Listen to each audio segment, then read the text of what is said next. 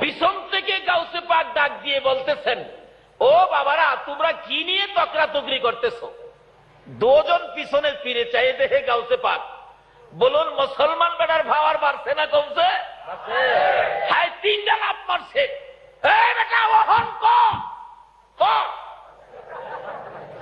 আচ্ছা, গাউসে পাক পিছে থাকাতে মুসলমানের ভাওয়ার বাড়ছে না কমছে? আজকে সেই গাউসে পাকের স্মরণে কারা মাহফিলের আয়োজন করেছো? তোমরাও যদি একদিন বিপদে পড়ে যাও, গাউসে পাক তোমাদের পাশে গিয়ে দাঁড়াবে। আল্লাহর ওলিদের কিছু ক্ষমতা আসেনি? আল্লাহু আকবার, কি ক্ষমতা যে আছে! সামনে আসতেছে, একটু লম্বা হইলে কষ্ট হবে আপনাদের। গাউসে পাক পিছন থেকে ডাক দিলেন, বাবারা, তোমরা দুইজনে কি নিয়ে তকরাতকরি করতেছো? মুসলমান লোকটা কয়, হুজুর, হ্যাঁ কয় আমাদের নবী বলে পাওয়ার নাই, হ্যাঁ নবী বলে পাওয়ার বেশি। কিভাবে হুজুর? ঈসা নবী মৃত মানুষ জীবিত করতে পারছে। গাউসে পাক বলেন, হ। আমাদের নবী কি মৃত মানুষ জীবিত করতে পারছে? গাউসে পাক কয়, হ। হ্যাঁ কয় আমার নবী বলে পারে না। হ্যাঁ তো জানে না, এই জন্য গায়ের জুড়ে খালি যাইতেছে আর কি। পয়েন্টে হাইরা গেছিল, এই বিপদ মুহূর্তে পাশে দাঁড়াইলো কে? বলুন কে? এই সমস্ত ওলিদের পক্ষে থাকা দরকার আছে কিনা? শুধু দুনিয়ার বিপদ না তো, হাসরের বিপদেও দেখবেন আপনার পাশে দাঁড়াবে। গাউসে পাকের মতো একজন ওলি যদি আপনার পক্ষে থাকে, যার পক্ষে আপনারা বসে আছেন, আজকে যদি আপনারা গাউসে পাকের মহব্বতে বসে থাকেন, হাসরে দেখবেন আপনাদের পাশে গাউসে পাক। আচ্ছা, এরকম একজন ওলি যদি আপনাদের পক্ষে থাকে, হাসরের বিপদে কোনো সমস্যা হবে? দুনিয়াতে দেখবেন কোর্ট কাছারিতে বিচার আচার হয়, বলুন বিচারকের সামনে আপনার পক্ষে, মক্কেলের পক্ষে কথা বলে কে? উকিল। কে বলে? এই কোর্ট কাছারিতে, আদালতে, বিচারের কোর্টে কথা বললে উকিল।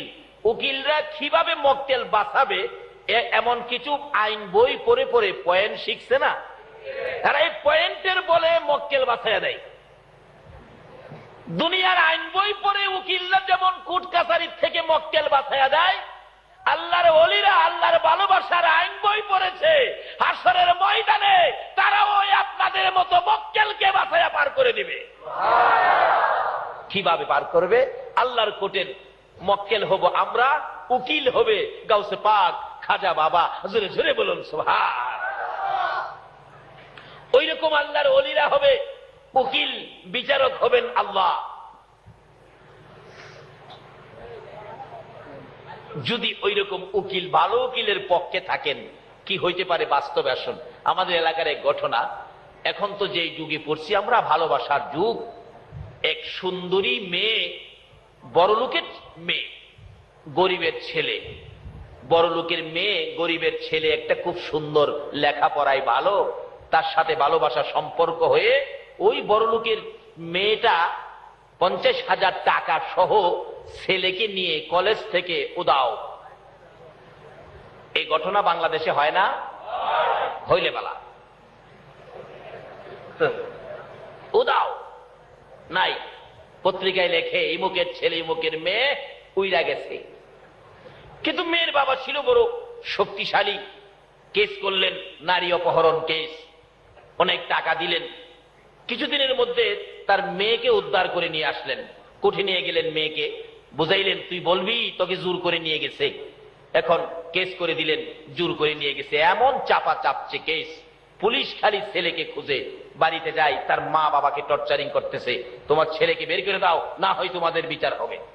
মা বাবা কান্দে কান্দে, ফকিন্নির পোলা, তুই কেন গেলি এই কাজ করতে? আরেক বুদ্ধিমান ব্যক্তি বলতেছেন ছেলের মা বাবাকে, এত পেরেশান না হইয়া আপনারা আরেকটা কাউন্টার কেস করেন। Counter case.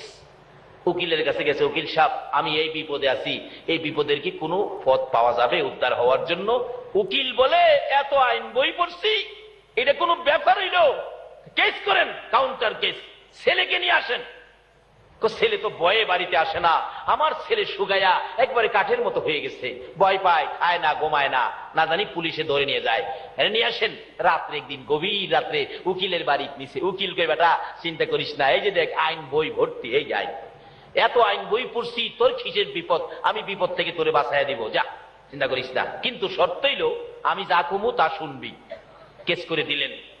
যেদিন কোর্টে হাজির হবে, ওই মেয়ের সাথে অপরাধী ছেলে কোর্টে হাজির হবে, তো উকিল বললেন কোর্টে তোরে যাই জিগাইব, উকিলের পরামর্শ তোরে যাই জিজ্ঞেস করবে তুই খালি চুপ করে তাকায়া থাকবি, কোনো কথা তুই বলবি না, তাকায়া থাকবি, মক্কেল যে মক্কেলের মতোই থাকবি। কোর্টে উঠলো, বাদী বিবাদী হাজির হাজির। মেয়ের পক্ষের উকিল বলতেছেন, মাননীয় বিচারপতি অনুমতি দেন কথা বলি। বলেন। উকিলের মুখ তো বুঝে নেই কিভাবে শুরু হয়েছে। এই যদি হয় স্যার সামাজিক আচার আচরণ, যুবকেরা মেয়েদেরকে ধরে নিয়ে যাবে জোর করে ঘর থেকে, সংসার, এই সমাজ, এই দেশ কেমনে চলবে? মাননীয় আদালত, আপনারও তো মেয়ে আছে, কি হবে দেশ, কোথেকে যাচ্ছে? উকিলের মুখ একেবারে সাবান দিয়ে খইসা দইয়া ইস্তারি গিরে ফেলাইছে। অবশেষে ম্যাজিস্ট্রেট বলতেছেন, উকিল সাহেব থামেন, আমি দুইটা প্রশ্ন করি।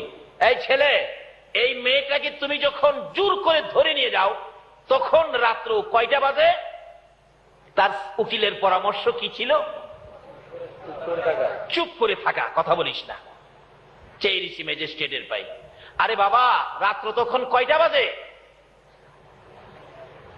উকিল খালি টনটন আওয়াজ করে, মানে কথা কইস না, যা কইছি তা শুনিস। বাবারে, বালা ওলির পিছনে গিয়া মক্কেল হয়ে যান, যা করে ওলিই করবো। আল্লাহু আকবার বলো। আজকে দুনিয়ার কোর্টে যদি মক্কেলকে পয়েন্টের খাতায় মক্কেল বানায়া উকিল কই কথা কইস না, যা বলতে হয় আমি ওই বলবো।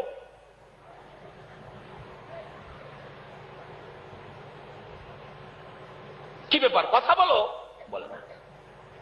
কথা না বলার পরামর্শ কার? উকিলের। যখন তুমি মেয়েটাকে জোর করে নিয়ে যাও, তোমার সাথে কতজন লোক ছিল? দ্বিতীয় প্রশ্ন। উকিলের পরামর্শ কি? কথা। কি ব্যাপার, দুইটা প্রশ্ন করলাম, একটা কথার জবাব দেয় না, খালি চায় তাই। 3 নাম্বার প্রশ্ন, এই ছেলে, তুমি যখন মেয়েটাকে জোর করে ধরে নিয়ে যাও তখন কি কেউ দেখছিল? সাক্ষী আছে কেউ? চেয়েছি। ম্যাজিস্ট্রেট জিগায়, উকিল সাহেব 24 বছর চাকরি হলো, এই মক্কেল তো পাইলাম না, এটা করতে নিয়ে আইছেন এই মক্কেল? 3টা প্রশ্ন করলাম, একটার জবাব দিল না, খালি চায় থাকে। তার পক্ষের উকিল বলেন, মাননীয় বিচারপতি অনুমতি দিলে আমি কথা বলি। এবার ছেলে পক্ষের উকিল অনুমতি পাইছে। স্যার,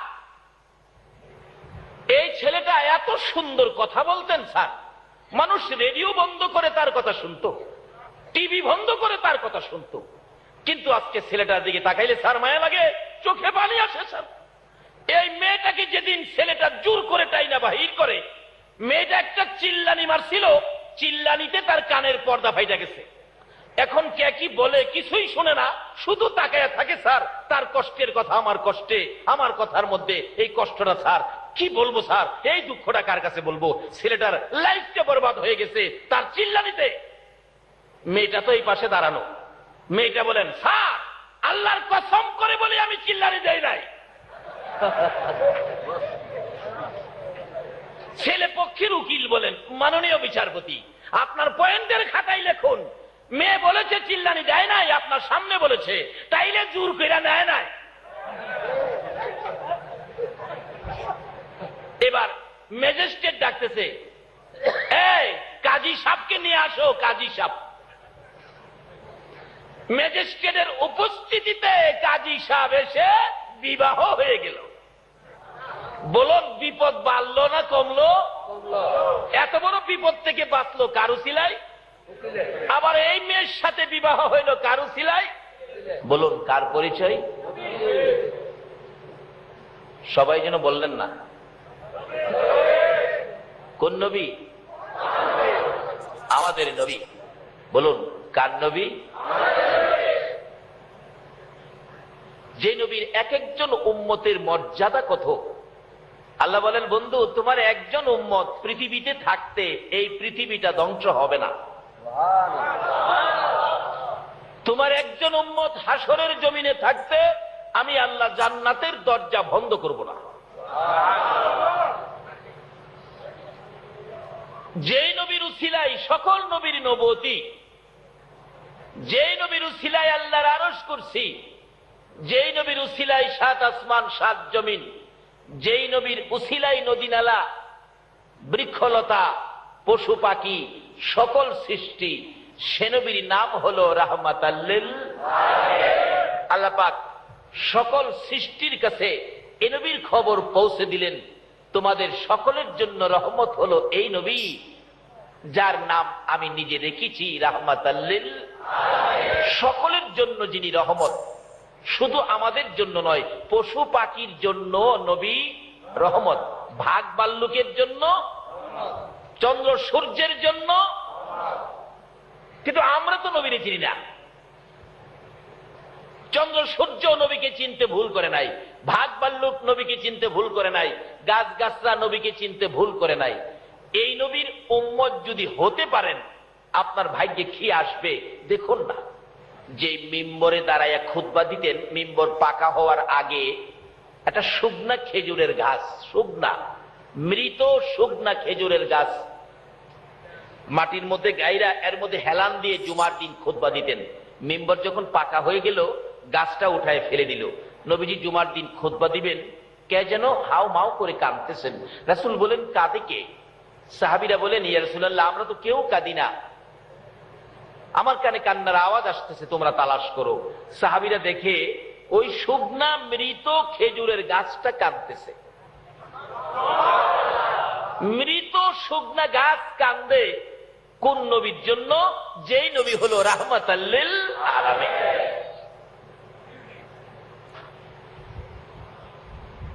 আজকে সেই নবীর উম্মত বিশ্বজুড়ে বিপদের মধ্যে। বিপদে থাকার একটাই কারণ, আমরা নবীর পক্ষটাকে ছেড়ে দিয়েছি। নবী যেদিকে যাওয়ার কথা বলেছিল আমরা সেদিকে যাই না। মৃত গাছ কাঁদতেছে, নবীজির সামনে দিলেন, যার নাম উস্তুনে হান্নানা।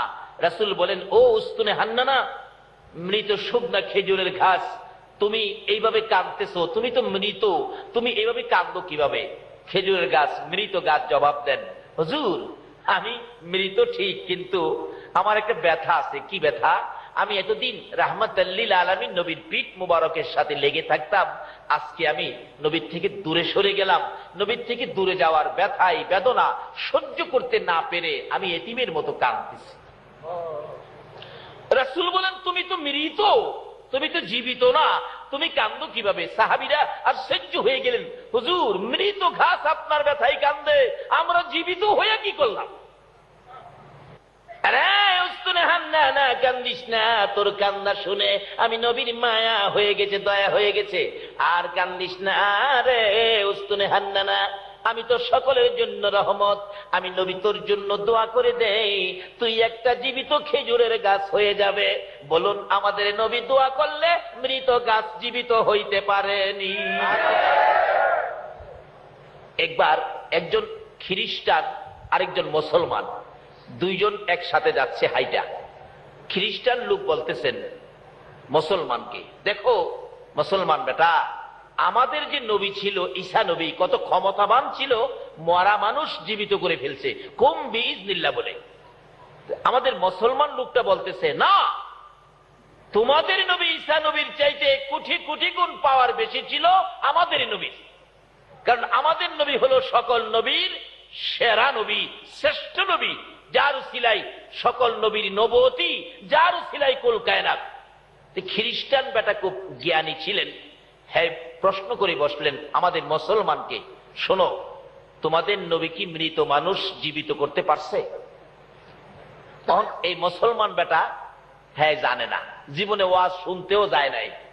বাবারে, ওয়াজ শুনতে গেলেও মাঝে মাঝে পয়েন্ট পাওয়া যায়, এগুলি রাখলে বিপদে কামে লাগে। তো খ্রিস্টান খালি কয়, আরে বাবা, পাওয়ার যে বেশি, কিভাবে তোমাদের নবী মৃত মানুষ জীবিত করছে একটা পয়েন্ট দেখাও। হ্যাঁ জীবনে ওয়াজেও গেছে না, দেখাইবো কোত্থেকে? কিন্তু দুইজনে ধাক্কাধাক্কি করে যাইতেছে রাস্তায়, কথা কাটাকাটি করে একেবারে শেষ পর্যায়ে চলে গেছে। খ্রিস্টান লোকটার কাছে আমাদের নবীর উম্মত মুসলমান স্বীকার করবে আমাদের নবী মৃত মানুষ জীবিত করতে পারে না, এই কথাটা স্বীকার করবে। এমন সময় আজকে যার স্মরণে মাহফিল, গাউসে পাক ওই দুই ব্যক্তির পিছনে হাজির। হাসরের দিন আমার আল্লাহ যেদিন বিচারক হবেন, আল্লাহু আকবার বলুন, আমরা যেদিন ওই কুটের মক্কেল হব গো, আল্লাহর ওলিরা হবে উকিল। গাউসে পাক আমাদের পক্ষ থেকে দাঁড়াইয়া বলবেন, ও আমার মক্কেলেরা, ও আমার মুরিদেরা, ও আমার ভক্তবৃন্দরা, তোরা কথা বলিস না, যা বলতে হয় আমি আব্দুল কাদির বলবো, তোমরা কথা কইও না। জিগাইব নামাজ পড়ছিলি, খালি চায় থাকবেন, রোজা রাখছিলি চায় থাকবেন, ওয়াজ শুনছিলি চায় থাকবেন। অনেকক্ষণ প্রশ্ন করার পর গাউসে পাক দাঁড়ায়া বলবেন, মাননীয় আদালত, এরা মক্কেল সরল সোজা মানুষ, শেষ যুগের মানুষ, আখিরি যুগের মানুষ, ফিতনা ফাসাদের যুগের মানুষ, তোমাকে ভালো করে ইবাদত করার জন্য সুযোগ নিতে পারে নাই, তোমাকে ভালো করে চেনার জন্য পথ খুঁজে পায় নাই। শুধুমাত্র আমি গাউসে পাকের ভক্ত ছিল, তোমার নবীকে ভালোবাসা দিয়েছিল গো, যার উসিলায় এত কিছু বানাইলা, এই নবীর ভালোবাসার খাতিরে আমি আব্দুল কাদির অনুরোধ করলাম, এই মানুষগুলোকে তুমি মাফ করে দাও। আল্লাহ বলবেন, ফেরেশতারা রে, আমার বন্ধুর ভালোবাসার দোহাই দিল রে, আমার বন্ধুর ভালোবাসার কারণে গাউসে পাকের অনুরোধে আমি আল্লাহ মাফ করে দিলাম। দুনিয়ায় যদি একটা অ্যাডভোকেট আইন বই পড়ে এই কোর্টের এত বড় বিপদ থেকে মাফ করাইয়া ওই কোঠের মধ্যে কাজী ডাক দিয়া বিবাহ পড়াইয়া দিতে পারে, আমার আল্লাহ হাসরের দিন বলবেন, ও গাউসে পাক তোমরা থাকো উপস্থিত, এই এক একজনের জন্য জান্নাত থেকে 70 জন করে হুর নিয়ে আসো, আমি আল্লাহ উপস্থিতিতে তাদের সাথে বিবাহ পড়াইয়া দেব। জোরে বলুন সুবহানাল্লাহ। কিভাবে গেলে এই সুযোগ পাবেন, এই রাস্তাগুলো খুঁজে বের করা আমাদের দরকার আসেনি? বলতেছিলাম, এরকম একজন ওলি কারো পক্ষে থাকলে, গাউসে পাকের মতো একজন ওলি পক্ষে থাকলে কোনো সমস্যা হবে না। তাই বলতেছিলাম, দুই বেচারা, একজন খ্রিস্টান আরেকজন মুসলমান, দুইজন ধাক্কাধাক্কি করতেছে। খ্রিস্টান বলে আমাদের ঈসা নবীর পাওয়ার বেশি, মৃত মানুষ জীবিত করতে পারে। মুসলমান লোকটা বলে আমার নবীও পারে। কিভাবে পারে দেখাও, কিন্তু সেই পয়েন্ট জানে না। এমনি সময় গাউসে পাক পিছনে, তোমরা কি নিয়ে ধাক্কাধাক্কি করছো? পিছনে চায় দেখে গাউসে পাক খ্রিস্টান বেটার কথা বন্ধ হয়ে গেছে, গেট বাল্ব বন্ধ। মুসলমান বেটা লাফায়, অহন কও কও। গাউসে পাক জিগায়, কি ব্যাপার, কি? অহন খ্রিস্টান লোকটা কথা না বলে তো পারে না, যেহেতু গাউসে পাক শুনলেন, হুজুর আমি বলছিলাম কি, আমাদের নবী ঈসা নবী তো মৃত মানুষ জীবিত করতে পারতো, আপনার নবী কি মৃত মানুষ জীবিত করতে পারতো? গাউসে পাক বলতেছেন, শোনো, আমাদের নবী মৃত মানুষ জীবিত করতে পারতো কিভাবে, শোনো। একদিন তোমাদের 200 খ্রিস্টান, গাউসে পাক ওয়াজ করতেছেন ওই খ্রিস্টান লোকের সামনে, তোমাদের 200 খ্রিস্টান নবীজির কাছে যাইতেছিল মুসলমান হওয়ার জন্য। রাস্তার মধ্যে আবু জাহেলের সাথে দেখা। কোন জাহেল? চিনছেন তো কোন জাহেল? আচ্ছা, 200 লোক যদি আমরা নবীর পক্ষে যাই, আবু জাহেলের কাছে শান্তি লাগবো? হ্যাঁ, দেখে এত লোক কই যায়, নিশ্চয়ই বাতিজার কাছে যায়। বাবারা আপনারা দাঁড়ান, কই যাবেন? আমরা আখিরি নবীর কাছে যাইতেছি, কালিমা পড়ে মুসলমান হব। আবু জাহেলের তো সমস্ত শরীরে অশান্তি বিরাজ করতেছে, এত লোক বাতিজার পক্ষে চলে যাবে। আচ্ছা আপনারা দাঁড়ান, মুসলমান হয়ে যাবেন? তবে একটা কাজ করেন, বাতিজা সত্য নবী কিনা একটা প্রশ্ন করে বাতিজারে জিগায়ে দেখেন, যদি প্রশ্নের জবাব দিতে পারে তাহলে আপনারা বাতিজার পক্ষে যাইন, না হয় বাতিজার পক্ষে যাইন না। তো ওই খ্রিস্টানরা কয়, চাচা আপনি মুরব্বী মানুষ, দেখা যায় প্রশ্নের খবর ভালো জানেন, তাহলে আপনিই আমরা সাথে লন। এই ওয়াজ গাউসে পাক করতেছে ওই দুই লোকের সামনে, আপনি আমরা সাথে লন। তাকে নিয়ে, আবু জাহেলকে নিয়ে তারা রওনা হয়েছে। আবু জাহেল খুশি, এমন এক প্রশ্ন করব যে প্রশ্নের জবাব ভাতিজা দিতে পারবে না। এটা আবু জাহেলের ধারণা। আচ্ছা, আপনাদের ধারণা কি যে কোনো প্রশ্ন হোক আমার নবী কি জবাব দেওয়ার ক্ষমতা রাখে? সেই নবী আমাদের নবী। আমরা দুর্বল নবীর উম্মত নই। যেই নবী না হইলে কোন নবীর নবুয়তি হতো না। যেই নবীর নাম রাহমাতাল লিল আলামিন। আচ্ছা, যাইতে যাইতে নবীজির সামনে হাজির। গাউসে পাক এই ওয়াজটা করতেছে দুইজনের সামনে। আবু জাহেল ডাকে, ভাতিজা 200 খ্রিস্টান আসলো তোমার কাছে মুসলমান হওয়ার জন্য। এখন তাদের একটা প্রশ্ন। নবীজি গাই, চাচা প্রশ্ন কি তাদের না তোমার? কারে বাবা, যারই হোক একটা প্রশ্ন। কি প্রশ্ন? তাদের নবী ঈসা আলাইহিস সালাম মৃত মানুষ জীবিত করতে পারছে। বাবা, তুমি কি মৃত মানুষ জীবিত করতে পারো? আমাদের নবীর জিগাইতেছে আবু জাহেল, পারেনি। যদি পারো তাইলে তারা মুসলমান হবে। নবীজি কয়, চাচা কোন কবর থেকে মৃত মানুষ জীবিত করতাম আমার একটু দেখায় দেন তো, কোন কবর থেকে? এই ওয়াজ করতেছে গাউসে পাক ওই দুই লোকের সামনে। আবু জাহেল কয়, ভাতিজা আসো আসো। যার হাসে মনে মনে কয়, এমন এক কবরের কাছে নিয়ে যাবো যার মধ্যে হাড্ডি গুড্ডিও নাই।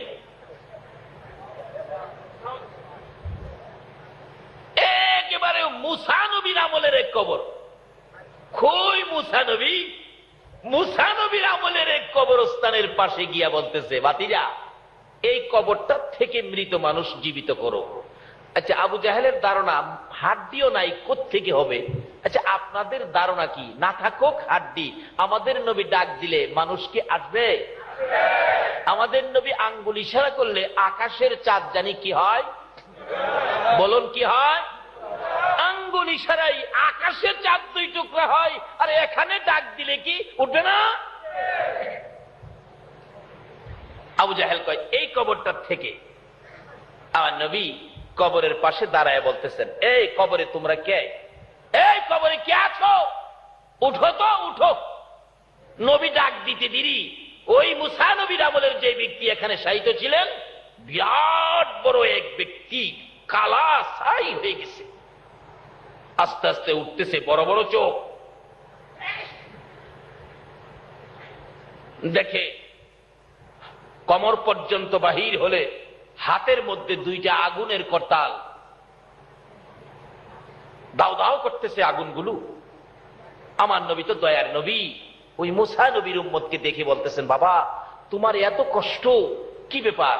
ওই লোকটা জবাব দেন, আল্লাহর নবী গো, আমার কপাল ভালো, আমার ভাগ্য ভালো, আপনার সাক্ষাৎ আমি পেয়েছি।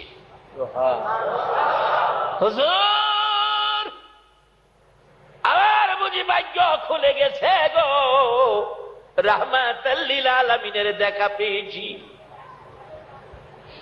হুজুর আমি অপরাধী, দুনিয়ার জমিনে করতাল বাজায়া গান গাইতাম,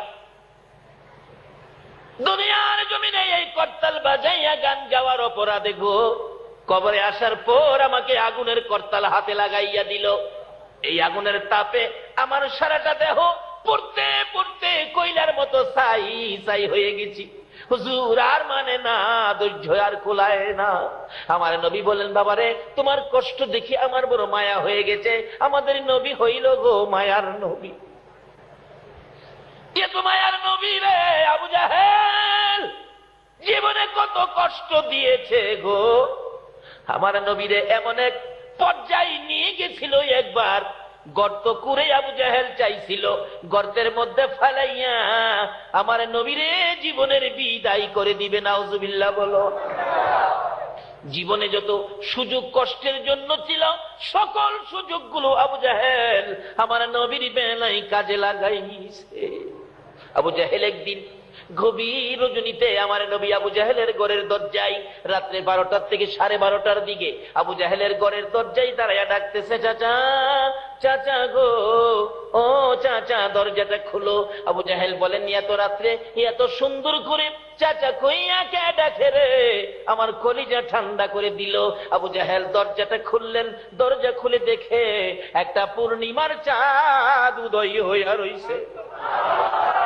ভাতিজা তুমি এত রাত্রে কি ব্যথা লইয়া আমাকে ডাকলা, কোন দুঃখে আমার ঘরের দুয়ারে আসলা? আমার নবী দুইটা চোখের পানি জর্জর করে ছেড়ে ছেড়ে কান্দে, চাচা গো, আমার মা নাই গো, আমার বাবা নাই গো। আরবের লোকেরা, আরবের যুবকেরা, আরবের ছেলেরা আমারে কষ্ট দেয় গো চাচা। এই বুক ভর্তি ব্যথা লইয়া বিছানায় শুয়ে শুয়ে কান্দি, কার কাছে ব্যথাগুলো বলবো? নাই আমার মা গো, নাই আমার বাবা। চাচা একটা ব্যথা আপনার কাছে নিয়ে আসছি, আপনি যদি আমার ব্যথাটা শুনে আপনি যদি আমার পক্ষে আসেন গো, আমি নবী বড় খুশি হব গো। চাচা কি ব্যথা ভাতিজা বলো? চাচা আপনি যদি কালিমাটা পড়ে আমার পক্ষে আসেন, আমার আর কেউ গালি দিবে না, কেউ কষ্ট দিবে না, দুঃখ দিবে না। নিষ্ঠুর পাষাণ আবু জাহেল বলতেছে, তুমি দাঁড়াও, আমি আসতেছি। আমার নবী অপেক্ষায় আছেন, চাচা বুঝি আসবেন। নিষ্ঠুর পাষাণ আবু জাহেল ঘরের ভিতরে যাইয়া রে লাল রঙের একটা চাবুক বাহির করে হাতটা পিছনে রেখে আমার নবীর সামনে দাঁড়াইয়া আবারও প্রশ্ন করেন, ভাতিজা কেন আসছো আবার বলো? নবী বলেন, চাচা গো, আমার মা নাই গো, বাবা নাই গো, মনে বড় দুঃখ নিয়ে আসলাম, লোকেরা আমারে কষ্ট দেয়, গালি দেয়, ধাক্কা দেয়। তুমি যদি কালিমাটা পরে আমার পক্ষে আসো, আর বুঝি আমারে কেউ ধাক্কা দিবে না। এই কথা বলতে দেরি রে নিষ্ঠুর পাষাণ আবু জাহেল, যে নবীর চেহারায় জীবনে কোনোদিন মশা মাছি বসে নাই, ওই নবীর সুন্দর চেহারায় এত জোরে আঘাত শুরু করে দিল। এক একটা আঘাতে নবীজির চামড়া মুবারক ফাইটা সিটা সিটা রক্ত বাহির হইতেছে। ডান দিকের আঘাত হইলে বাম দিকে চাপায়া, বাম হাতে চাপায়া ধরে, ডান দিকে আঘাতে বাম হাতে ধরে, বাম দিকের আঘাতে ডান হাতে ধরে গো। সমস্ত শরীর রক্তাক্ত হয়ে গেলেন, জামা কাপড় রক্ত মুবারকে লাল লাল হয়ে গেলেন। অবশেষে আরো যখন মারতে চায়, আমার নবী কান্দে, চাচা আর মাইরু না গো, আমার মা নাই, নাই গো চাচা, আমার বাবা নাই। দুইটা হাত বাড়াইলে হাতের উপর আঘাত করতেছিল। মার খাইয়া এতিম নবী, উম্মতের দরদি নবী জমিনে চিত হয়ে পড়ে গেছে, কথাও কয় না, দুইটা চোখে নবী তাকিয়ে আছে। আবু জাহেল বলেন, ভাতিজা বলো আর কোনদিন আমার বাড়ির সামনে আসবানি, আমি তোমাকে জীবনের শিক্ষা দিয়ে দিলাম। ফেরেশতারা কান্দে, প্রভু গো, ফেরেশতারা ডাকে, প্রভু তোমার বন্ধুকে এত মায়ের মারলো, তুমি একবার কিছু কইলা না। আমার আল্লাহ বলেন, ফেরেশতারা রে, আমি তাকিয়ে আছি, আমার বন্ধু নিয়ে একবার আমারে ডাক দেয়। আমার নবী এমন মায়ের খাইলেন, কিতাব লেখে বসতে পারে না, দাঁড়াইতেও পারে না, কিভাবে যাবে হুজরাই গো। কনি দিয়ে কর্নিং করে করে নবী হুজরার দিকে রওনা হলেন। কাছাকাছি যাওয়ার পর মা খাদিজাতুল কুবরা রাদিয়াল্লাহু তাআলা আনহা ডাকে, কই রে আমার প্রাণের রাসূল, কই এখনো আসতেছে না? দরজাটা খুলে দেখে একটা পূর্ণিমার চাঁদ যেন বালুর সাথে গড়াগড়ি করতেছে। দুই কদম দৌড়াইয়া সামনের দিকে যাইয়া খাদিজা ডাকতেছে, তুমি কে গো, বালুর সাথে গড়াগড়ি করো?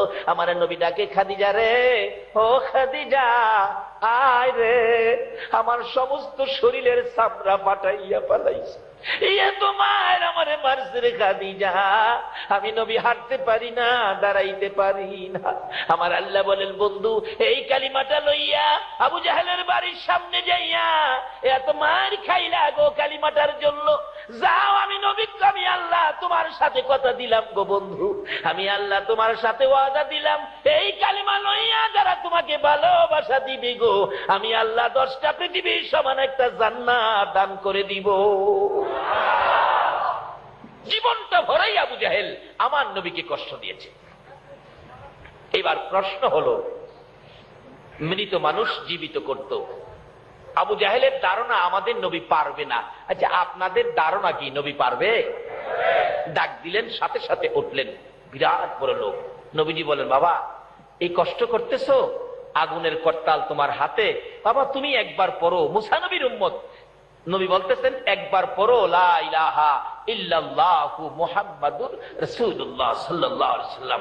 এই 200 খ্রিস্টানের সামনে, আবু জাহেলের সামনে এই ঘটনা ঘটাইতেছে নবীজি, আর এই ওয়াজ করতেছে কে? ভুলে গেছেন? এই ওয়াজ কে করতেছে? গাউসে পাক। আজকে ওই মুসলমান লোকটা তো বিপদে পড়ে গেছিল খ্রিস্টানের সামনে, কিন্তু আল্লাহর ওলি পক্ষে থাকাতে তার বিপদ আছে না পার হয়ে গেছে? এইরকম একজন ওলির পক্ষে থাকা আমাদের লাভ হবে না লস হবে? কারা সেই ফাতিহা ইয়াজদাহমের আয়োজন করেছেন? কারা সেই পকেটের পয়সা দিয়েছেন? কারা সেই পরিশ্রম করেছেন? আপনাদের সকলগুলো কবুল হয়ে গেছে। গাউসে পাক এই ওয়াজ করতেছেন। ওই লোকটা তো কালিমা পড়ে, কালিমাটা পড়ে শেষ করতে পারে নাই, আগুনের করতাল হাত থেকে পড়ে গেল, সঙ্গে সঙ্গে চেহারা নূরে নূরান্বিত হয়ে গেল। রাসূল বলেন, বাবা এবার আর তুমি বিপদে নয়, জাহান্নামী নয়, এবার তুমি জান্নাতের আরামের বিছানায় ঘুমাও। গাউসে পাক এই ওয়াজটা করতেছে। আমাদের নবী এইভাবে মৃত লোককে জীবিত করে গুনাহ মাফ করাইয়া জান্নাতি বানাইয়া শোয়াইছে। আবু জাহেলের এই প্রশ্ন 200 খ্রিস্টানের সামনে। এবার গাউসে পাক বলতেছেন, এই খ্রিস্টান বেটা, অন কি বুঝলি? আমার নবী কি পারে? অন মুসলমান কয় কি অহন কি? আমার নবী বলে পারে না, অহন কি? এই অবস্থা থেকে 200 খ্রিস্টান গাউসে পাক ওয়াজ করতেছেন। 200 খ্রিস্টান আমার নবীর হাত ধরে কালিমা পড়ে মুসলমান হয়েছিল। খ্রিস্টান কয় তাই নাকি হুজুর? হ্যাঁ। এবার গাউসে পাক বলতেছেন, এই শোন খ্রিস্টান বেটা, এটা তো নবীর কথা বললাম, আমি তো সেই নবীর গোলাম, আমি সেই নবীর গোলাম গাউসে পাক, সেই নবীর উম্মত, আমি তো নবী না, নবীর উম্মত। এই খ্রিস্টান বেটা, আমি গাউসে পাককে বল কোন কবর থেকে মানুষ জীবিত করতাম, বল। খ্রিস্টান বেটা কয় কি রে, আমার নবী যা করে নবীর উম্মতে বলে তা করে। আল্লাহু আকবার কন্যা। ছেড়ে দে নৌকা মাঝি যাব মদিনায়। আরে সব তো মদিনাওয়ালার কাণ্ড। গাউসে পাক ডাকতেছে, আমারে কয় বেটা কোন কবর থেকে জীবিত করতাম? খ্রিস্টান বেটাও কয়, সুযোগ যখন পাইছি এইবার একটা জায়গা কামে লাগাবো। হুজুর আসেন, আসেন। কই যাবো? আহেন না। যাইতে যাইতে যাইতে যাইতে কয়েক গ্রাম পার হইয়া গেছে। হুজুর এই গ্রামে আমার বাড়ি, এই কবরটা এর থেকে একটা মানুষ জীবিত করেন তো। কিন্তু খ্রিস্টান লোকের মার কবর হলো এটা। সুযোগ যখন পাইছি মার সাথেই দেখা করি। আচ্ছা, মার জন্য কি মানুষের মায়া আছে না? মার জন্য যখন মায়া, মার সাথেই দেখা করি। গাউসে পাক ডাকতেছে, তোমার নবী ঈসা নবী জীবিত করতো কুম বিইজনিল্লাহ বলে নবীর পাওয়ার দেখায় গাউসে পাক। আর দেখাবে না কেন? আমার নবী হাদিস শরীফে বলে গেছে, উলামা ও উম্মতি কাআম্বিয়াই বনি ইসরাইল। নবী বলছেন, আমার উম্মতের উলামাগণের মর্যাদা হবে বনি ইসরাইলের সম্মানী পয়গাম্বরদের মতো। গাউসে পাক ডাকতেছে, তোমার নবী যে কথা বলে জীবিত করতেন, আমি তাই বলি, কুম বিইজনিল্লাহ, আল্লাহর হুকুমে জিন্দা হও। এই কবরবাসী ওঠো। জীবিত হয়ে তার মা কবর থেকে বাহির হয়ে গেছে। মা চায় রয়েছে পোলার পাই, পোলা চায় রয়েছে মার পায়। মা চাই রয়েছে পোলার পাই, পোলা যে চাইছে আর কথা কয় না। কিছুক্ষণ চাওয়া চাওয়ির পর গাউসে পাক বলতেছেন, হে মা, তোমার জায়গায় তুমি চলে যাও। আবার চলে গেছে। এখন খ্রিস্টান লোক একবার কবর দিকে চায়, আবার গাউসে পাকের দিকে চায়। আরে গাউসে পাকের নাম জপিলে আল্লাহ পাওয়া যায়। বলুন, গাউসে পাকের যাই পাগল, কান্দিস না আর গাছ তলায়, কান্দিস না আর গাছ তলায়, গাউসে পাকের নাম জপিল পাওয়া যায়। হায় রে গাউসে পাকের বাবার আসুন, আমরা তো সেই নবীর উম্মত, গাউসে পাক যেই নবীর উম্মত, আমরাও ঠিক সেই নবীর উম্মত। তবে আমরাও অনেক কিছু পাওয়ার অর্জন করতে পারি, সেজন্য আজকের মাহফিল। আসুন, গাউসে পাক যে কাজগুলি করছে আমরা যদি সেই কাজ করি, তাহলে কি আমাদের ভাবার কিছুটা বাড়ত না? গাউসে পাক কি করতেন, আমাদের কি করতে হবে? সামনে যাইতেছি, কষ্ট হইতেছে আপনাদের? তবে আগে চিনতে হবে নবীকে। যেই নবীর উম্মত হইলে গাউসে পাক হওয়া যায়। এটা ঈসা নবীর উম্মত নয়, মুসা নবীর উম্মত নয়, আদম নবীর উম্মত নয়। ওই নবীর উম্মত গাউসে পাক হইতে পারে যেই নবীর নাম হলো রাহমাতুল লিল আলামিন। ওই যে আমার আগের কথাই নবীজি বলতেছেন, উস্তুনে হান্নানা, কান্দিস না, আমি নবী তোর জন্য দোয়া করে দেই, তুই একটা জীবিত খেজুরের গাছ হয়ে যাবি। কথাটা খেয়াল আছে? উস্তুনে হান্নানা, মৃত শুকনা খেজুরের গাছ, ও খেজুরের গাছ তুই কান্দিস না, আমি রাসূল তোর জন্য দোয়া করে দিব, তুই একটা জীবিত খেজুরের গাছ হয়ে যাবি। খেজুরের গাছ, উস্তুনে হান্নানা, মৃত গাছ কয়, হুজুর না না না, এই দোয়া চাই না হুজুর, আপনার দোয়ায় আমি মৃত খেজুরের গাছ জীবিত হতে চাই না। নবী বলেন, না না বলিস না, আমি নবী দোয়া করে দিলে কিয়ামত পর্যন্ত হায়াত পাবি। না না হুজুর, কিয়ামত পর্যন্ত হায়াত চাই না, এ গাছ হতে চাই না, না বলিস না। শোন, তোর মধ্যে 12 মাস খেজুর থাকবে। আমার নবীর দোয়ার মধ্যে বরকত আছে কিনা বলুন?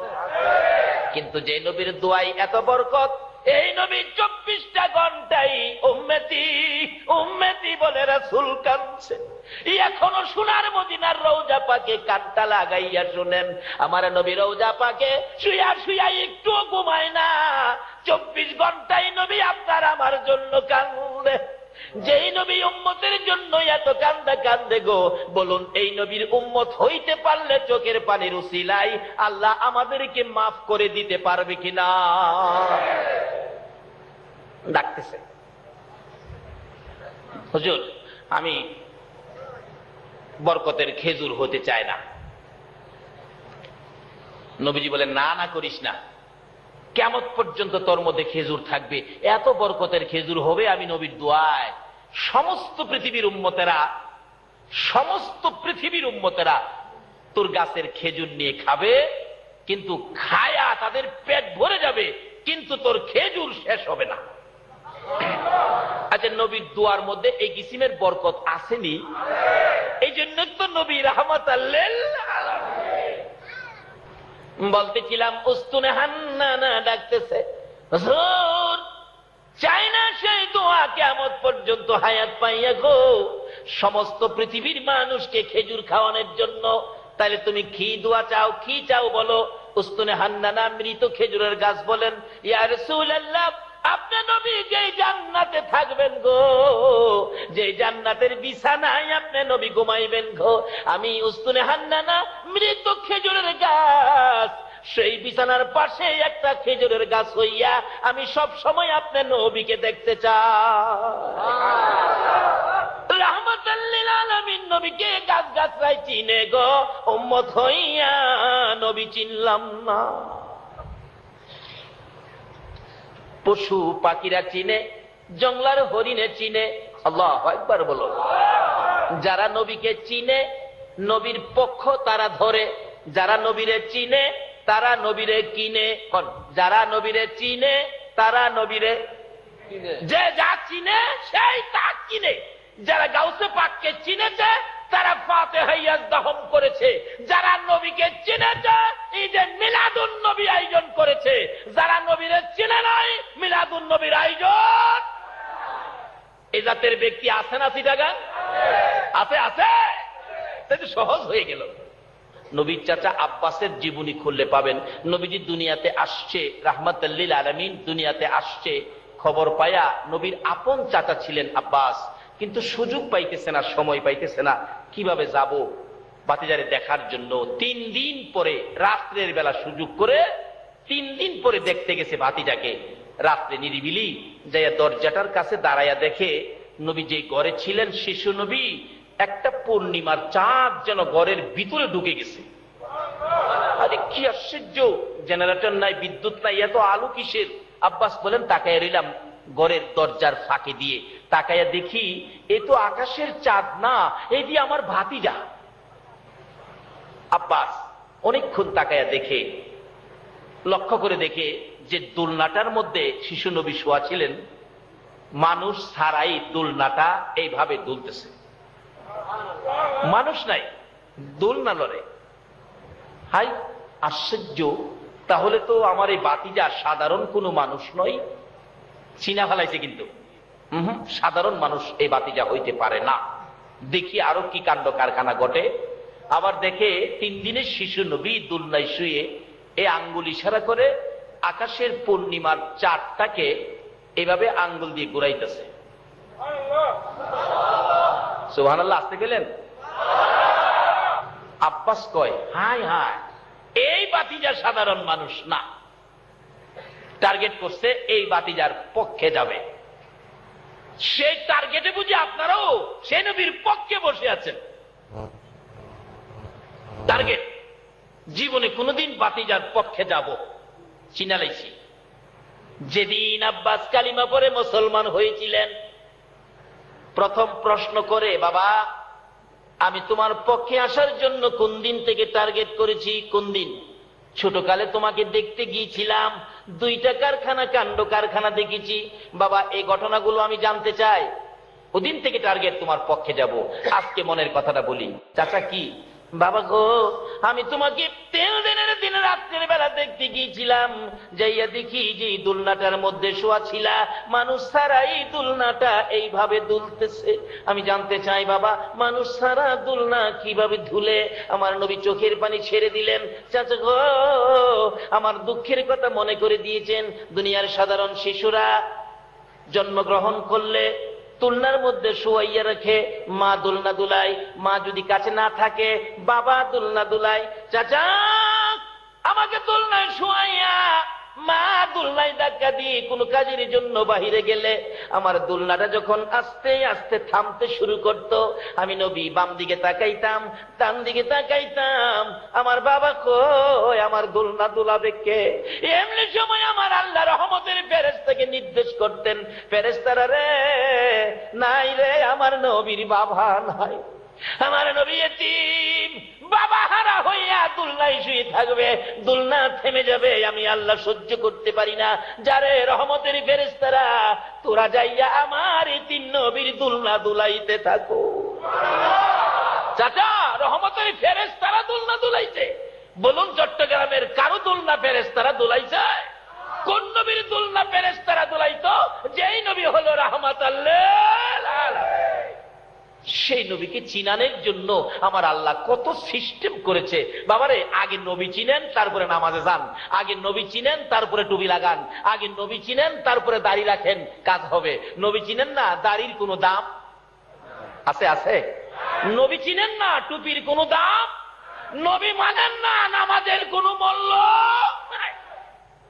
আগে নবী চিনেন, নামাজে যান, কত মজা। নবী চিনে যারা নামাজে গেছে, সাহাবীদের জীবনী খুলুন, যারা নবী চিনে নামাজে দাঁড়াইছে, আল্লাহু আকবার, নামাজ পড়তেছে নবী চিনে, ও নবী চিনে, নবীর মহব্বত নিয়ে নামাজে দাঁড়াইছে। উড়ন্ত পাখিগুলি এসে কাদের মধ্যে বসে, মাথার মধ্যে বসে, কোন কোন পাখি মাথায় বসে পায়খানা করে দিছে। এটা কি মানুষ না কোন গাছের খুঁটি? পাখিরা টের পায় না। কি নামাজ পড়ছে তারা, আর আমরা নামাজে দাঁড়াই। নবীর সাথে সম্পর্ক ভালো না, নামাজে দাঁড়াইছে, দেখবেন মশাই কামড় দিলে থাপ্পড় মাইরা চিল্লানি মারে, নামাজ পড়ার ডক নাই। নামাজও থাকেই কয় নামাজ পড়ার বলে ডক নাই। নবী চিনেছে যারা, তারা ছিল নামাজে খাড়া। আল্লাহু আকবার কর। আলী যুদ্ধের ময়দানে পায়ের মধ্যে তীর লেগে গেছে, হাড্ডি সেট করে এদিক দিয়ে তীর ভেরিয়ে গেছে, মাগো মাগো কইয়া কান্দে। নবীজির কাছে গেলেন, নবী গো, হযরতে আলীর পায়ে তীর লেগেছে, হাড্ডির ভিতরে তীর ঢুকে গেল, খোলা যায় না। আমার নবী বলেন, সাহাবীরা রে, আমার আলীকে নামাজে যাইতে দাও। হযরতে আলী বলেন, আমি 2 রাকাত নামাজের নিয়ত করে নামাজে দাঁড়াইলাম। ওই নবীর আশিক, নবীর পাগল আলী নামাজে দাঁড়ানোর পর একজন সাহাবী আলীর পায়ের সাথে পাও লাগাইয়া হাতে ভালো করে ধরে তীরের আগার মধ্যে 2 দাঁত দিয়ে কামড় দিয়ে ডাট করে ধরে টাইনা টাইনা হাড্ডির ভিতর থেকে তীর খুলে নিল। নামাজ শেষে জিজ্ঞেস করা হলো, আলী রে, তোর পায়ের তীর খুলেছি, বল কতটুকুন ব্যথা পেয়েছো? হযরতে আলী বলেন, আল্লাহর কসম করে বলি, এই নামাজের মধ্যে তীর খুলেছ, পিঁপড়া কামড়ের ব্যথাও আমি আলী পাই না। নবী চিনার পরে ইবাদতে যান, বুঝবেন ইবাদতে কত স্বাদ। বলতেছিলাম, আব্বাস বলেন, বাবা গো, আমি 2টা প্রশ্ন করলাম, একটার জবাব পাইলাম, রহমতের ফেরেশতারা তোমার দুলনা দুলাইতো। 2 নাম্বার প্রশ্ন, বাবা দেখেছি আকাশের চাঁদ আঙ্গুলের ইশারায় এইভাবে ঘুরাইছো, এই ব্যাপারটা তো বুঝতে পারলাম না। আমার নবী চোখের পানি ছেড়ে দিলেন, চাচা চাচা গো শুনুন, এই কারণটা কি হবে? কি হবে বাবা বলো? চাচা, দুনিয়ার সাধারণ শিশু জন্মগ্রহণ করলে বাবা আদর করে, মা মায়া করে, বাবা বাজার থেকে সন্তান খেলার জন্য ফুল কিনে আনে। শিশু বাচ্চারা যে বিছানায় শুয়ে থাকে গো চাচা, ওই বাচ্চার চোখের উপর ফুলটা ঝুলাইয়া রাখে। বাচ্চাগুলো ঘরে কেউ যদি নাও থাকে, ফুলের দিকে তাকাইয়া বাচ্চা খেলে। একটু যখন বড় হয় গো চাচা, ও আর শব্দ করে, আর একটু যখন বড় হয় চাচা, 2টা হাত নাড়াইয়া ফুল ধরতে চাই, ফুলের সাথে খেলে। চাচা, এমন একটা ফুল কিনার মতো মক্কা নগরে আমার কেউ ছিল না। আমি নবী খেলবো কার সাথে? ফুল কিনে দিবি কে? আমি এতিম হইয়া দুনিয়াতে আসছি, ফুল কিনার মতো কেউ ছিল না বিদায় আমার আল্লাহ আমি নবীর জন্য আকাশের পূর্ণিমার চাঁদ ফুল বানাইয়া আমি নবীর চোখের সামনে ঝুলাইয়া রাখতো। আল্লাহ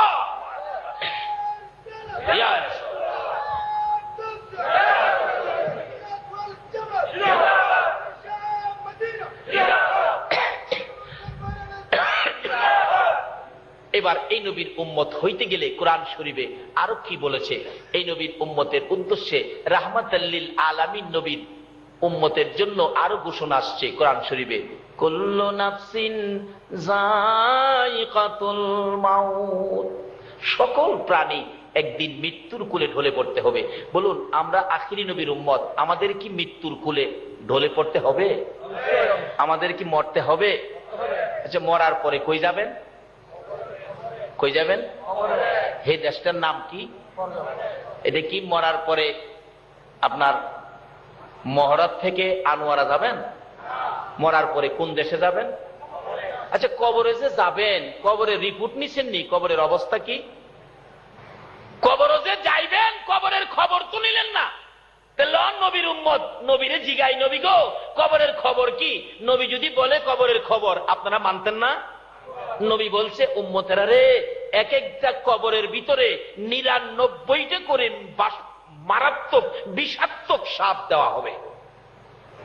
রাসূল বলছেন, একটা সাপ যদি কবর থেকে মাথাটা বাহির করে একটু শ্বাস ফেলাইতো, এই সাপের শ্বাসটা এত কড়া অ্যাকশন, সমস্ত পৃথিবীর গাছ গাছরা পুড়ে ছাই ছাই হয়ে যেত। এমন পুরাই পুরতো, কিয়ামত পর্যন্ত এই জমিনে আর গাছ চালাইতো না। আচ্ছা, নবীর কথা সত্য নেই? এই বিপদের গড় কবরটা আমাদের সামনে আসেনি, কিন্তু এই বিপদ থেকে বাঁচার জন্য আপনারা কি চান? ওমা খলাকতুল জিন্না ওয়াল ইনসা ইল্লা লিয়াবুদুন। আল্লাহ বলবেন, আরে আমি মানুষ আর জিন জাতিকে বানাইছি আমার ইবাদতের জন্য। আল্লাহ ইবাদত, আমরা ইবাদতের জন্য বানাইছেন। লন ইবাদত করলে কি দিব জিগাই। আল্লাহ, আমরা ইবাদত করলে আপনি আমাদের কি দিবেন? তাও কইতেছে কোরআন শরীফে, ফাদখুলি ফি ইবাদি ওয়াদখুলি জান্নাতি। তোমরা আমার ইবাদতে ঢুকলে আমি তোমরা জান্নাতে ঢুকাবো। তোমরা আমার ইবাদত দিলে, আল্লাহ বলতেছেন, তোমরা আমার ইবাদত দিলে আমি তোমরা জান্নাত দেব। কত ভাগে ভাগ, কোন দলের কথা হইন্য ইবাদত করলে বেহেশত পাইবেন, ফায়সালা দিছে আমার আল্লাহ। ওমাই ইউতির রাসূল ফাকাদ আতাল্লাহ, তোমরা আমার নবীর কথাগুলি মাইনা কাজ করো, এই ইবাদতকারীকে আমি আল্লাহ জান্নাতে দিব। বলুন কার কথা মাইনা ইবাদত করতে হবে? আরো জোরে কোন কার কথা? নবীর মধ্যে কোনো বেজাল, দলাদলি, হিংসা বিদ্বেষ। কবরের এই 99 সাপ, রাসূল বলছেন 99 সাপ কবরে দেওয়া হবে। এই সাপের বিপদ থেকে বাঁচার জন্য আপনার কাজ হলো, আল্লাহ বলেছে অমাইয়িতির রাসূলা ফাকাদ আতাল্লাহ, তোমরা আমার রাসূলের কথাগুলি মানো। যদি এই রাসূলের কথা মানতে পারেন তাহলে আপনি জান্নাতি হবেন। কবরের মধ্যে কোনো বিপদ, কোনো সাপ আসতে পারবে না। নবীরে জিগাই, নবী গো আমরা কিভাবে ইবাদত করতাম? নবীজি আপনাকে বলবে আসসালাতু মিফতাহুল জান্নাহ, নামাজ হইল বেহেশতের, কয় না নামাজ বেহেশতের। আচ্ছা, বাংলাদেশে এমন কোন নেতা নেত্রী আছে আপনারে বেহেশতের চাবিটা দিত? অথচ হেরার কথাই তো কত দৌড়াদৌড়ি করেন।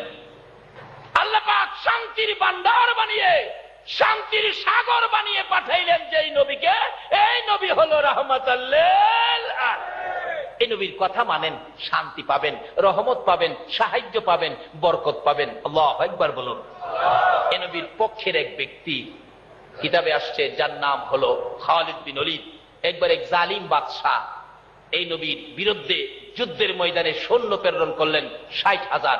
বলুন কয় হাজার? জালিম বাদশাহ নবীজির বিরুদ্ধে সৈন্য পাঠাইলেন, মোতায়েন করলেন 60,000।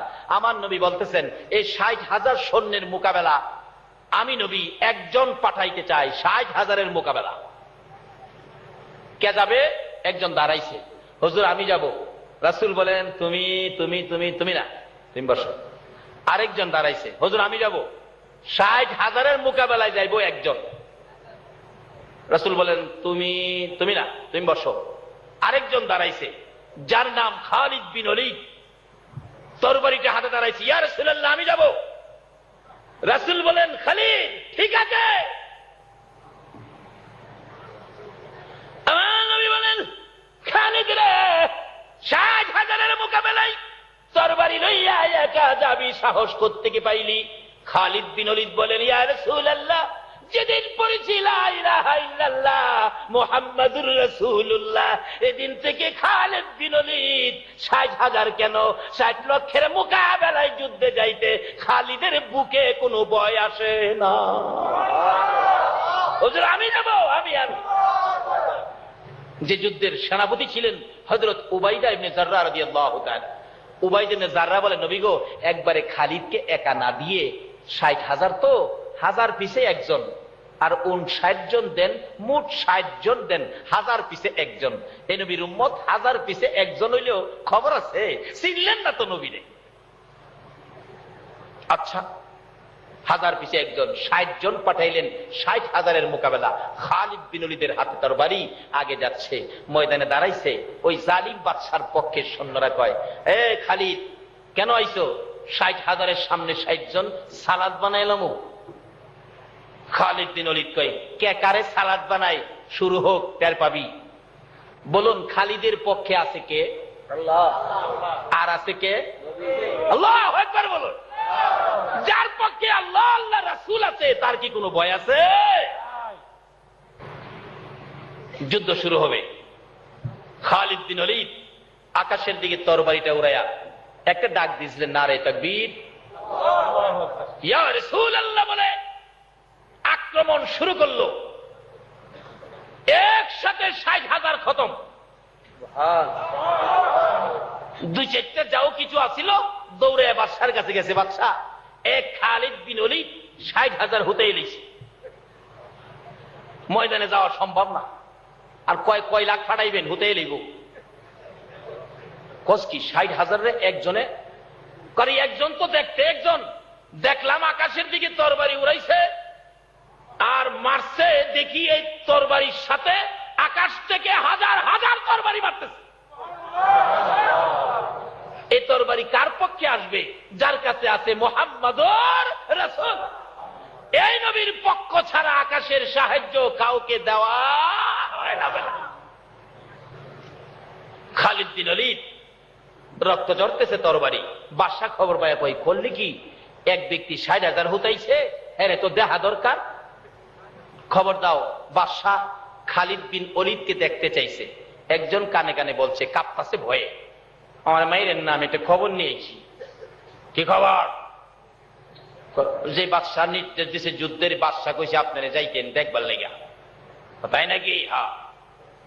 উবাইদ ইবনে জাররাহ, এই খালিদের সাথে কি কথা? আমার সাথে বলো, আমি সেনাপতি। কি? বাদশা দেখতো খালিদ বিন ওলীদকে। সেনাপতি কয়, হ্যাঁ মিয়া মাইরা লাইতা। খালিদ বিন ওলীদ কো, স্যার ভয় পায়েন না স্যার, খালিদের এখনো তরবারি রক্তে শুকায় নাই। এই তরবারি হাতে থাকতে, আল্লাহ আল্লাহ রাসূল পক্ষে থাকতে কেউ খালিদকে ক্ষতি করতে পারবে না। অনুমতি দেন আমি যাই। যাও খালিদ যাও। যায় দেখে বাদশার বাড়ির কাছে ৩ লক্ষ সৈন্য মোতায়েন করেছে। ৩ লক্ষ সৈন্যের মাঝখান দিয়া বাদশার কাছে যাওয়ার রাস্তা রাখছে। রাস্তাগুলো তরবারি দিয়ে গেট বানাইছে, 2টা তরবারি, 2 দিকে সৈন্যরা এভাবে দিছে, মাঝখানে গেট, অর্থাৎ ভিতরে ঢুকলেই কেটে লইবি। খালিদ বিন ওলীদ গেছে ভিতরে ঢুকবো, দেখে যেইভাবে গেটটা বানাইছে মাথাটা একটু নত করে ঢুকতে হয়। খালিদ ডাকতেছে, তোমরা গেটটা একটু উঁচু করো, উঁচু করো, কারণ খালিদ বিন ওলীদ আখিরি নবীর উম্মত, আল্লাহ ছাড়া কারো কাছে মাথা নত করে না। কই না, এখানে ঢুকতে হবে, এইভাবেই ঢুকতে হবে। খালিদ বিন ওলীদ লাগতে শুরু করছে, 1-2 লাইতে হুতে এলেছে, বাকি কিলা কিলে কিলে দৌড়ছে। বাদশা সুবিধাই তো না, লাইতে হুতে এলেছি 150। এবার যাইতেছে যে বাদশার কাছে যাইতে 3টা গেট পার হইতে হয়, তরবারিটা হাতে রক্ত পড়তেছে টপ টপ করে।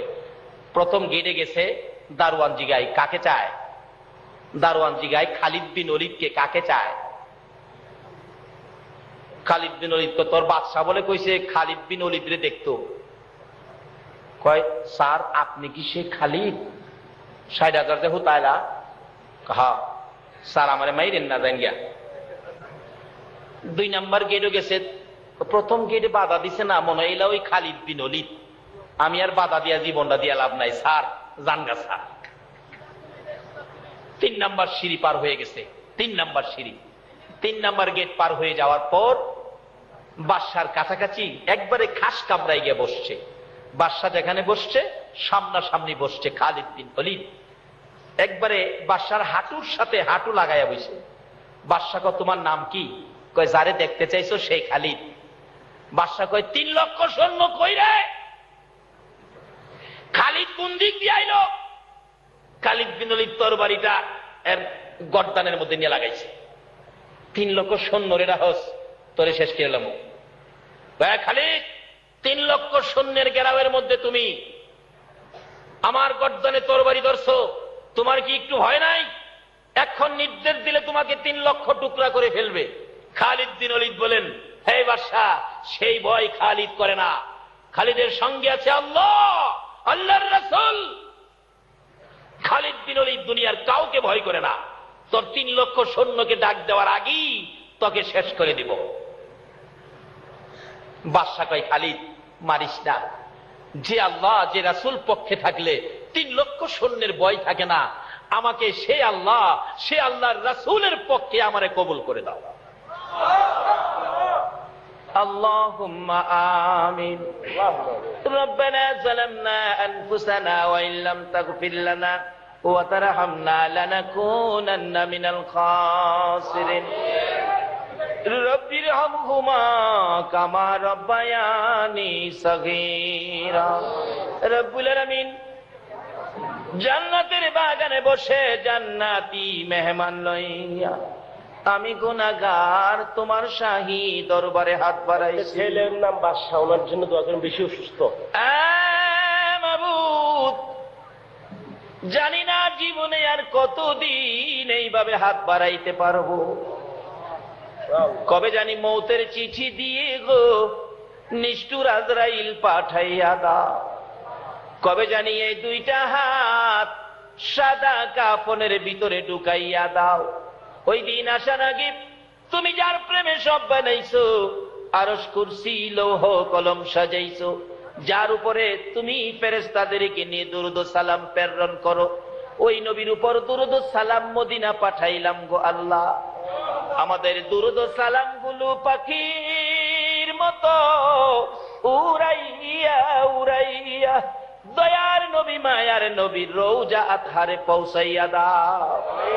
ইয়া আল্লাহ, দুরূদ ও সালাম উসিলা করে গাউসে পাকের ফাতিহা ইয়াজদাহুম উসিলা করে মিলাদুন নবী উসিলা করে আমরা যারা হাত বাড়াইছি আমাদের তামাম জিন্দেগীর গুনাহগুলো ক্ষমা করে দাও।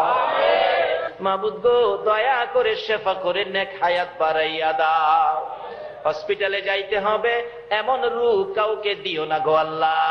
হসপিটালে যাওয়ার মতো কোন রোগ যদি কারো থাকে গো, দয়ার নবীর উসিলাই, গাউসে পাকের উসিলাই, খাজা বাবার উসিলাই, ইয়া আল্লাহ ওই রোগ থেকে তুমি মাফ করে দাও গো আল্লাহ। ইয়া আল্লাহ, আমাদের মধ্যে যারা ব্যবসা করে ব্যবসায়ীন বিহক লা ইলাহা ইল্লাল্লাহু মুহাম্মাদুর রাসূলুল্লাহ। আসসালামু আলাইকুম ওয়া রাহমাতুল্লাহ।